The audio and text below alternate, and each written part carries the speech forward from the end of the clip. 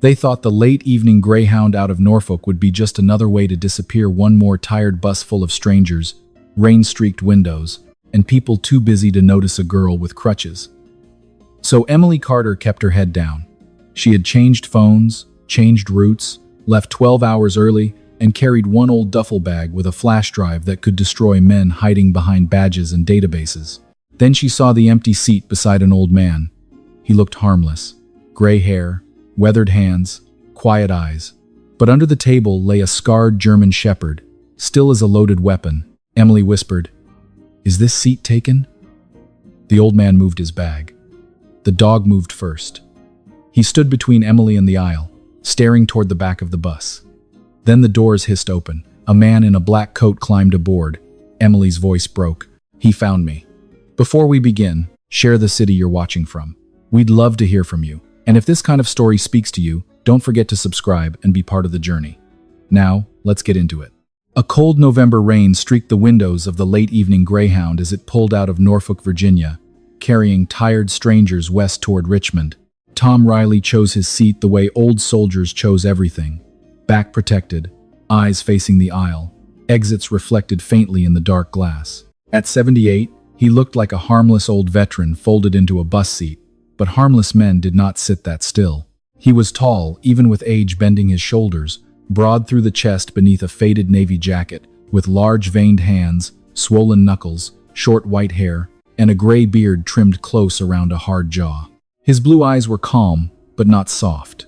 They had the pale watchfulness of a man who had spent years hearing danger before other men knew it had entered the room. Long ago, Tom had been a Vietnam-era Navy SEAL from the old frogman tradition, trained around cold water, darkness, breath control, and fear. He had lived near Little Creek in Virginia Beach for most of his adult life, close to men who did not speak much about war because war had already spoken enough through them. The years had taken some of his hearing, most of his sleep, and all of his patience for cruelty. They had not taken his code. In the inside pocket of his jacket, he carried a small commemorative coin, worn smooth around the edges. It had belonged to Billy Walker, a teammate who once saved Tom's life in Blackwater and later called him for help with his daughter, trapped in a marriage that had turned violent behind closed doors. Tom had promised to come. He did come, but too late. Since then, he had carried Billy's coin, not like a medal, but like a sentence. Some men carried ghosts. Tom carried instructions from one. Beneath the small table lay Ranger. Ranger was a 10-year-old German shepherd, black and tan, with a graying muzzle, one torn ear, and a pale scar across the bridge of his nose. He had once been a military working dog, trained to detect weapons, protect his handler, and hold a violent man without wasting movement. Age had thickened his joints and silvered his face, but it had not made him gentle in the way people meant when they called a dog safe. Ranger was safe only because he was disciplined. He slept like a weapon properly stored, still, contained, waiting for a reason. The bus was nearly full. A heavy-set driver with tired red eyes and a coffee-stained uniform had warned everyone the weather might slow them near Williamsburg. A young mother rocked a sleeping toddler 2 rows ahead. 2 college boys whispered over a phone near the back. An elderly couple shared peppermint candies from a paper bag. Inside the bus, the world was ordinary enough to be holy. Wet coats, cheap luggage, low coughs, and strangers pretending not to need one another. Then Tom heard the crutches. Not loud, not dramatic. Just a careful metallic tap against the rubber floor, followed by the faint drag of someone trying not to show pain. He looked up. The young woman moving down the aisle could not have been more than 26. She was slender, almost too slender, with narrow shoulders hidden inside an oversized gray sweater and a dark green raincoat, damp at the cuffs. Her skin was pale, exhaustion making it nearly translucent. Chestnut brown hair slipped from beneath a knit cap and clung to her cheeks. Her hazel eyes moved from face to face, quick and frightened, like a deer studying the tree line after hearing a branch break. Her right leg was locked in a black medical brace from thigh to ankle, and she leaned on carbon fiber forearm crutches, as if every step had to be negotiated with pain. Against her hip, she held an old duffel bag. It was not large, but she clutched it as if it contained the last proof that she still existed. Tom watched the passengers notice her and then look away. Nobody wanted to be cruel. They simply wanted not to be inconvenienced. That, Tom had learned, was how many tragedies began, not with monsters roaring at the gate, but with decent people staring too hard at their own shoes. The girl stopped beside his table. Her breathing was shallow. Close up, Tom saw the faint purple shadow beneath one eye, half hidden by makeup, and the tremor in her fingers around the crutch handle. She looked at the empty seat across from him, then at Tom. "Excuse me," she said, her voice low and rough with cold or fear. "Is this seat taken?" Tom did not ask about the brace. He did not make her explain the duffel bag or apologize for needing space. He simply moved his worn canvas bag from the seat and tucked it beside his boot. "No, ma'am," he said. "It's yours." For one breath, relief crossed her face so quickly it almost looked like pain. She shifted her crutches and began lowering herself into the seat. That was when Ranger moved.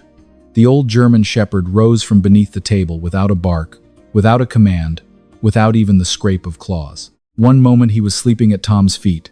The next, he stood between the young woman and the aisle, chest angled forward, head low, ears fixed toward the back of the bus. The fur along his spine lifted in a dark ridge. A sound began deep in his chest, low enough to feel before it could be heard. Tom's hand settled lightly on Ranger's collar. His heart did not jump. It hardened. Ranger had ignored screaming children, dropped food, drunk passengers, fireworks, and thunder. He did not rise for shadows. He rose for threats. The girl froze halfway into the seat, her face draining of color. At the front of the bus, the doors hissed open again. A man stepped aboard in a black coat beaded with rain. He was tall and thick-necked, with close-cropped dark hair beneath a baseball cap and a square, clean-shaven jaw that might have looked handsome if cruelty had not settled so comfortably around his mouth. His eyes moved once over the passengers, not searching, but confirming. The young woman's fingers tightened around the duffel bag. Tom looked at her. Her voice came out as a broken whisper. "He found me." Tom Riley had seen fear under flare light and rifle fire. But the fear in Emily Carter's eyes was not war fear. It was the fear of a door locked from the outside. The man in the black coat stood at the front of the Greyhound, while rain glittered behind him like broken wire. He was 39, maybe 40, tall enough to block the aisle light, thick through the neck and shoulders, built less like a working man than a man who lifted weights so others would notice. Dark hair showed beneath his black baseball cap. His jaw was square, clean-shaven, almost handsome, but cruelty sat around his mouth so comfortably it seemed carved there. Emily did not look surprised. That was what tightened Tom's chest. Fear with surprise meant accident. Fear without surprise meant history. Ranger stood between Emily and the aisle, gray muzzle lowered, torn ear fixed forward. The growl in his chest was not loud. It was worse than loud. It was certain. Tom kept one hand on Ranger's collar. "Easy," he murmured, though he was not sure whether he meant the dog, the girl, or the old anger waking inside his own bones. The man took one slow step down the aisle, then another. The young mother 2 rows ahead pulled her sleeping child closer. One of the college boys near the back lowered his phone. The elderly couple with peppermint candies stopped chewing. Nobody knew what was happening, but everyone felt the air lose its warmth. Emily sank fully into the seat across from Tom, clutching the duffel bag against her lap. Her black medical brace clicked under the table, locking her right leg in place like a small cage. Tom saw the tremor in her fingers, the makeup failing to hide a faint purple shadow beneath one eye, the way her narrow shoulders folded inward beneath the damp green raincoat. "Who is he?" Tom asked quietly. Her hazel eyes flicked toward the aisle. "Mark Harlan." The name came out like a bitter pill. Tom looked once at the man's heavy right pocket, then back at Emily. "He used to be military police," she whispered. "Then local police, then nothing official." She swallowed hard. "He was fired 2 years ago. Excessive force, stalking complaints. Evidence disappeared from a case locker, but he kept the badge, or something close enough to fool people. And now?" "Private investigator," Emily said, and her mouth twisted. "That's what he calls it. He finds people who don't want to be found." Mark moved slowly, brushing past knees and bags, never taking his eyes off her. A man who hurried feared losing control. A man who strolled believed the world had already surrendered. Emily looked down at the duffel. "I wasn't supposed to be on this bus. I was supposed to leave tomorrow morning. There's a domestic violence nonprofit in Richmond, under an old Methodist church. Legal aid, shelter contacts, new addresses. She gave a small breath that almost became a laugh but broke before it could. All the things people tell you to do when they don't understand, some men make a hobby out of finding doors. Tom said nothing. Silence, used properly, was not empty. It was a place where frightened people could put the truth down. I saw his truck outside my physical therapy clinic this afternoon, she continued. Blue Ford, dent on the passenger door. He knew my appointment time. I never told him. I never told anyone except the shelter contact. Her fingers pressed harder into the duffel. So I left 12 hours early. Paid cash. No phone, no cloud, no email. But he followed anyway, Tom said. Emily nodded. Her eyes shone, but she did not cry. In the bag there's a flash drive. Screenshots, threats, access logs, names. She looked up, and beneath the fear Tom saw something small and bright still refusing to die. Not just mine. Other women. Other shelters. Someone has been selling where we go. The coin in Tom's jacket seemed to grow heavier against his ribs. Billy Walker's voice rose from memory, rough over a phone line. Tom, I think she's scared to tell me how bad it is. Can you talk to her? She always trusted you. Tom had gone, but late was still late, even when it carried good intentions. A grave did not care how sincerely a man had hurried. He reached slowly into his jacket, not for a weapon, but for his phone. His thumb found Frank Dawson's name without looking. Frank was 74, an old friend from the Virginia Beach Frogman Circle, barrel-chested even with age, bald on top with a white ring of hair and a voice roughened by tobacco and years of shouting over engines. These days Frank organized veteran dinners, remembered widows' birthdays, and told jokes bad enough to be considered community service.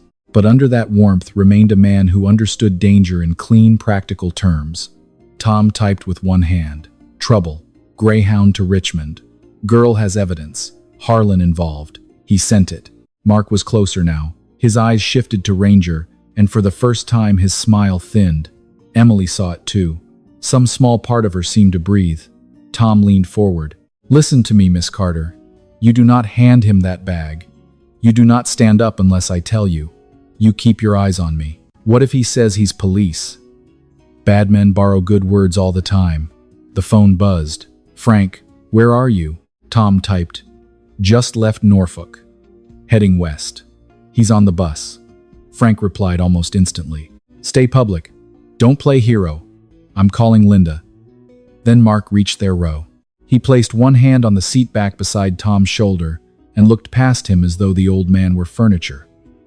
Up close, Mark smelled of rain, leather, and expensive cologne trying to bury something sour. His smile widened.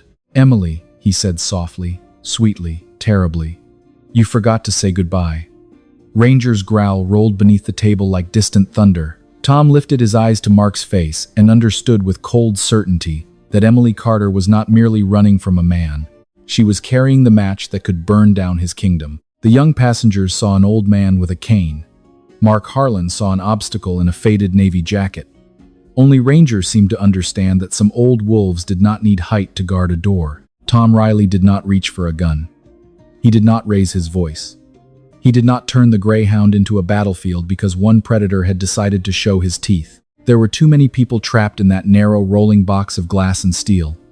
A young mother holding a sleeping toddler, an elderly couple frozen over a paper bag of peppermint candies, two college boys pretending not to stare, and the driver up front whose shoulders had stiffened beneath his coffee-stained uniform. In a space that tight, one wrong move could turn courage into tragedy before anyone had time to pray. Mark rested one hand on the seat back beside Tom and smiled down at Emily. Come on now, he said, his voice soft enough to fool anyone who had never heard it behind a locked door. You've made your point. Let's not embarrass ourselves in front of these nice people. Emily did not answer. Her hazel eyes stayed fixed on Tom because he had told her to keep them there. Still, her body betrayed her. The brace on her right leg trembled. Her fingers tightened around the duffel bag until the canvas wrinkled beneath her grip. Tom looked up at Mark. Take your hand off the seat. Mark's smile bent. I'm sorry, Grandpa. Are you talking to me? No, Tom said. I'm talking to the version of you smart enough to walk away. A nervous breath moved through the bus. Ranger's growl deepened beneath the table. Not louder, but heavier, like thunder rolling under an old wooden floor. Mark's eyes dropped to the German Shepherd. For half a second, the smooth mask cracked, and something ugly flashed through. Then he looked back at Emily. "You always did like making scenes." He reached down and closed his hand around her wrist. The change in Emily was instant and terrible. She folded inward as if her bones remembered pain before her mind could resist it. Mark pulled once, hard enough to lift her halfway from the seat. Tom's voice remained quiet. "Let her go." Mark leaned closer. "You think some old man and his mutt are going to save you?" His other hand slid toward the pocket of his black coat. Tom moved. There was no heroic flourish. The cane came up from beside his leg with the speed of a striking snake. The polished hickory cracked across Mark's wrist, just as the folding knife cleared his pocket. Mark cursed. The blade flashed under the bus lights, then clattered onto the rubber floor. Ranger launched in the same instant, 80 pounds of old discipline and remembered war. He struck low, jaws locking around Mark's forearm. Not wild, not savage, not at the throat. Precise, controlled, trained. Mark screamed. The bus erupted. The toddler woke crying. The elderly woman gasped and grabbed her husband's sleeve. One college boy fell backward into his seat. The driver shouted from the front, his voice cracking. "Everybody stay down," Tom barked. The old SEAL voice cut through the panic like a church bell in a storm. "Hands where I can see them. Nobody moves toward the aisle." The driver was a heavy-set man in his late 50s named Carl Jenkins, with a round red face, tired eyes, and the stubborn decency of someone who had spent 30 years carrying strangers safely through bad weather. He was not brave in the polished way of movies. His hands shook, but he did not freeze. "I'm pulling over," Carl yelled. "I'm calling police." "Travel Plaza," Tom called back. "Lights, cameras, people." Carl nodded hard and steered toward the next exit. Mark thrashed once, trying to rip his arm free. Ranger adjusted his grip just enough to stop him. Tom stepped into the aisle, cane angled across Mark's chest. Pain flared in Tom's knees and shoulder, old age sending its usual invoice. Tom ignored it. Bills could wait. Predators could not. "You crazy son of a," Mark spat. "You drew a knife on a disabled woman," Tom said. "She's wanted," Mark shouted suddenly, twisting his face toward the passengers. Pain had made him pale, but fear made him clever. "She's wanted for theft and fraud. I'm assisting an investigation. This old lunatic attacked me. That dog is dangerous." Murmurs stirred. Fear loved confusion, and confusion gave liars room to breathe. Emily's face collapsed as if the words had struck her harder than his hand. Tom did not look away from Mark. "Miss Carter, the bag." Emily hugged it tighter. "I have it." "Good." The Greyhound shuddered as Carl pulled into a brightly lit travel plaza off I-64 near Williamsburg. Gas pumps gleamed white through the rain. Trucks idled beyond the windows. The bus hissed to a stop near the curb, and Carl locked the doors before grabbing his phone. "Police are on the way," he called. "State troopers too." Then Mark's eyes flicked down. Tom saw it. Ranger saw it. With his free hand, Mark twisted toward a black phone that had slipped from his coat during the struggle. He tried to stomp it flat beneath his heel. Ranger released a vicious growl. Tom's boot shot out and kicked the phone across the aisle before Mark could crush it. The device spun under the table and struck Emily's brace. The screen lit up. For one frozen second, everyone close enough could read the message glowing on the lock screen. "Get the drive. Harlan is expendable." Mark stopped fighting. That was the first honest thing he had done all night. Tom pulled out his phone and called Frank Dawson. Frank answered on the first ring, his tobacco-rough voice already tight. "Tom, we're stopped near Williamsburg," Tom said. "Harlan pulled a knife. Ranger has him. Police coming." His phone just lit up. "What did it say?" Tom repeated the message. Silence stretched on the line. Behind it, Tom heard keys, a door opening, the old machinery of brotherhood waking in the dark. When Frank spoke again, his voice had lost all warmth. "Tom," he said, "Mark isn't the head of this thing. He's just the collector." Tom looked at Emily. She sat trembling with the duffel bag in her lap, rain light silvering her pale face. Ranger held Mark in place. Outside, sirens began to rise through the wet Virginia night, and Tom understood the road to Richmond had just become something far darker than an escape. At the small police office near Williamsburg, before Emily Carter's flash drive was even sealed into evidence, Mark Harlan's phone lit up again on the metal desk. No one touched it. That was the first thing Ray Collins said when he walked in. "Hands off the phone." His voice was flat and final. the kind of voice that had once made young sailors stand straighter without knowing why. Ray was 68, a former NCIS investigator with a narrow face, deep-set brown eyes, and silver hair clipped close to his skull. He wore a dark raincoat over a plain shirt, and he moved with the careful patience of a man who had spent half his life watching liars build small lies around bigger ones. The phone sat in a clear evidence tray, glowing under the fluorescent lights. A message preview had appeared across the locked screen. Amanda Price. Safe house address confirmed. Move before sunrise. Emily read it once and forgot how to breathe. The name meant nothing to Tom Riley, but it hit Linda Hayes like a slap. Linda was in her early 50s, tall and spare, with warm brown skin, sharp cheekbones, and black hair threaded with gray, pulled into a practical knot. Her navy suit was damp from the rain, and her shoes were muddy from crossing the parking lot too fast to care.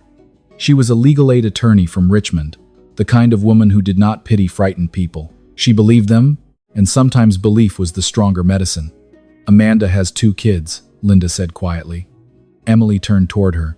She's real? Linda nodded. She came through one of our partner shelters in Raleigh last month. We moved her twice. Frank Dawson stood near the doorway, broad and heavy at 74, bald on top with a white horseshoe of hair and he looked like someone's loud uncle from a veteran's picnic until his eyes went cold. Then he looked like what he had once been. A man who understood that brotherhood did not end when the uniform came off. Mike Bennett crouched beside Emily's chair with a small medical kit open at his knee. Mike was 65, a former Navy corpsman, compact and dark-skinned, with gentle hands, a shaved head, and a white mustache that softened his stern face. He checked the red marks on Emily's wrist where Mark had grabbed her. Bruised, not broken, he said. That is my professional opinion and the first decent news of the evening. Emily almost laughed. It came out shaky, but Mike accepted it like victory. Across the room, Mark sat handcuffed to a bench, his bitten forearm wrapped by paramedics. He had stopped shouting. That frightened Emily more than the shouting had. Rage made Mark careless. Silence meant he was listening for another way out. A young deputy named Aaron Pike stood near him, one hand resting on his belt. Pike was in his early 30s, blonde, square-faced, with a neat uniform and polished boots. He looked eager to be seen as certain, but his eyes kept flicking toward Mark as if waiting for instructions from a man who had already lost the room. When Pike's phone buzzed, he glanced at it and stepped toward the hall. Ray saw him. "Deputy," Ray said. Pike froze. "Just taking a call."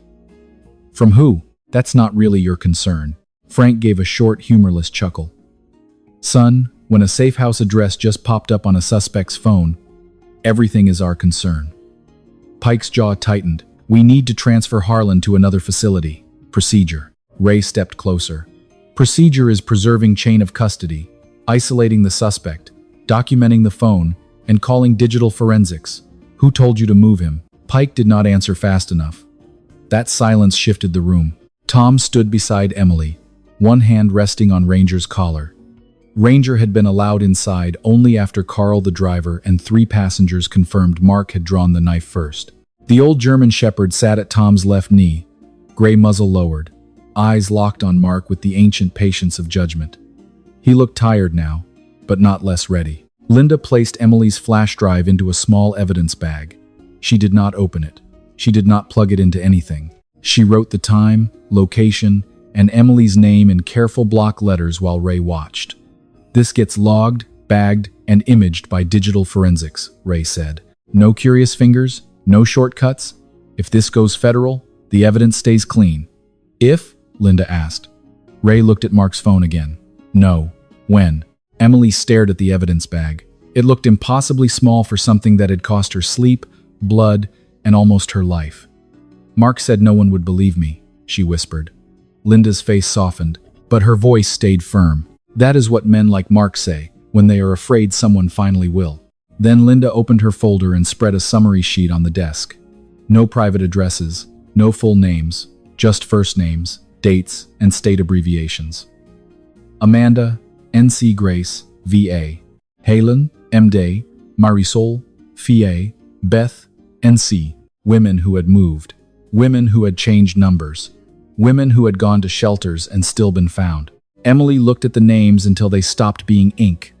They became mothers packing in the dark, sisters sleeping with chairs under doorknobs, daughters who had learned to flinch before a phone rang, lives turned into merchandise by men who treated fear as a business model. Her hands began to shake. Tom quietly set Billy Walker's coin on the table beside her. He did not explain it. He simply let the old bronze disc rest there. A small witness from another failure, another daughter, another door reached too late. Emily touched it with one finger. Mark laughed softly from the bench. "You people have no idea what you're stepping into." Ranger rose. The laughter died in Mark's throat. Linda looked at Emily, not as a client now, but as a woman standing at the edge of a war she had not asked for and might still choose to fight. "Emily," Linda said, "if you testify, this doesn't end with Mark. It starts with him." 6 months later, before the federal courthouse in Norfolk, Emily Carter did not climb the stone steps like prey anymore. She walked between people who had chosen to become a shield. The morning was bright and cold, each breath turning white in the air. Emily wore a dark blue dress beneath a wool coat, her chestnut brown hair pinned back from her face. She was still slender, still pale when the wind touched her, and her right leg still carried the black brace that marked what Mark Harlan had done. But she no longer folded inward. Her shoulders were straighter now. Her hazel eyes still checked doorways, stairwells, and men standing too still. But fear no longer ruled her. It had become only one voice among many, and for the first time in years, it was not the loudest. Tom Riley walked on her left, slow but steady, his faded navy jacket buttoned against the cold, his white beard trimmed, his old blue eyes scanning without hurry. Frank Dawson walked behind them, broad as a weathered oak, grumbling that courthouse coffee should be listed as a federal offense. Ray Collins carried a thin leather folder under one arm, his expression unreadable. Mike Bennett stayed near Emily's right side, close enough to help if the steps became too much. Linda Hayes led the way in a charcoal suit, tall and composed, her gray-threaded hair pulled into its usual knot. She looked like a woman escorting a truth that had waited too long to be heard. Ranger was not allowed inside the courtroom. Even heroes had to obey courthouse rules. He waited outside with Frank for part of the morning, gray muzzle resting between his paws, torn ear twitching whenever someone came too close to the doors. To Emily, knowing he was there felt like knowing a lighthouse still burned behind fog. Inside the courtroom, Mark Harlan looked smaller than she remembered. Not weak. Never that. He still had the square jaw, thick neck, and clean-shaven face that could turn charming if a room allowed it. But 6 months in custody had scraped the polish from him. His suit pulled too tightly across his shoulders, and his eyes kept moving from the judge to the prosecutors to the back of the room, searching for some invisible hand that might still open a door. None came. The case had become federal because Mark's network crossed state lines. Virginia, North Carolina, Maryland. Stolen records, misused law enforcement databases, electronic payments, private investigators, former public employees who had turned terrified women into addresses for sale. Mark faced attempted murder, aggravated stalking, witness intimidation, illegal weapon possession, identity theft, unauthorized access to protected records, misuse of law enforcement databases, and conspiracy. The charges sounded cold when the prosecutor read them, almost bloodless, as if language had to wear a suit before it could describe evil. Tom testified first. He did not make speeches. He did not polish himself into a legend. He told the court what he had seen. Mark gripping Emily's wrist, Mark reaching for the knife, Ranger stopping the arm that held it, and the phone lighting up with proof that Mark was not alone. When the defense tried to paint him as a confused old veteran eager for one last battle, Tom only looked at the attorney with the tired patience of a mountain watching rain. "Sir," Tom said, "I spent my life avoiding unnecessary fights. That was not one of them." Linda presented the chain of evidence with calm precision. Ray explained how the phone and flash drive had been logged, sealed, imaged, and preserved. Mike spoke briefly about Emily's injuries from that night. Then came the other women. Amanda Price, small and dark-haired, with 2 children hidden in a protected location. Grace from Virginia, hands shaking around a tissue. Helen from Maryland, silver-haired and furious enough to make the room sit straighter. One by one, they proved Emily had not imagined a monster in the dark. There had been a machine behind him. But the deciding moment belonged to Emily. When she unfolded her victim impact statement, her hands trembled. For 1 second, She saw every version of herself that had nearly vanished. The woman in the clinic parking lot, the woman on the Greyhound, the woman gripping a duffel bag like a life raft. Then she looked at Mark. Her voice did not tremble. She named what he had done. Not only the bruises, not only the wrecked leg, she named the smaller thefts. Sleep, trust, addresses, holidays, friendships, the right to answer a phone without fear. She told the court Mark had tried to make her life so small that survival would feel like obedience. Then she said the thing he hated most. She was still there. Mark looked away first. The gavel fell that afternoon. Mark Harlan received a long federal sentence. 2 former public employees were sentenced for selling protected information. A private investigator lost his license and went to prison. Shelter systems across 3 states were audited, and protected address protocols were strengthened. Justice, Emily learned, was not only the sound of punishment. Sometimes it was a locked door finally doing its job. When she stepped outside, Ranger rose from the courthouse steps. The old German shepherd crossed to her slowly and pressed his head against her braced knee, gentle as a prayer. Emily bent down, rested one hand on his scarred muzzle, and laughed through tears. 1 year later, Thanksgiving came soft and golden to Virginia Beach. Emily now worked beside Linda, helping other women build escape plans that did not depend on luck. At Tom Riley's small house near the coast, Frank complained about the gravy. Ray corrected everyone's memory of the case. Mike carved the turkey with surgical precision, and Ranger slept beneath the table like an old guardian spirit. Tom placed Billy Walker's coin beside the pecan pie. He did not explain it. He only looked at Emily and nodded once, as if an old debt had finally found its resting place. The seat beside Tom was no longer empty because loneliness had left it there. It was kept open for family. And for the first time in years, Emily Carter did not watch the door to make sure she was safe. She watched it because more people were coming home. Sometimes, miracles do not arrive with thunder, golden light, or angels standing in the road. Sometimes, a miracle looks like an empty seat on a late evening bus. Sometimes, it looks like an old soldier who still remembers his promise. Sometimes, it comes with gray fur around the muzzle, tired paws on courthouse steps, and a loyal heart that knows danger before anyone else can name it. Emily thought she was running alone. Tom thought his chance to make things right had passed long ago. Ranger was only doing what he had been trained to do. But maybe God, in his quiet and mysterious way, had placed them all on that same road for a reason. Not to erase the pain, not to undo the years that had been stolen, but to prove that evil does not get the final word when good people refuse to look away. And maybe that is the lesson for everyday life. We may not all be Navy SEALs. We may not all have a brave German shepherd at our side. But every day, someone near us may be carrying fear we cannot see. A neighbor, a friend, a cashier, a quiet woman sitting alone in the back of a church. And sometimes, the smallest act of courage is simply making room, paying attention, and saying, "You are not alone." If this story touched your heart, share it with someone who still believes kindness can change a life. Leave a comment below and tell us, what moment moved you the most? Tom's courage, Emily's strength, or Ranger's loyalty? And if you want more stories of faith, courage, justice, and unexpected miracles, please subscribe to the channel and join our family here. May God bless you, protect your home, strengthen your heart, and place the right people beside you when the road feels dark. Amen.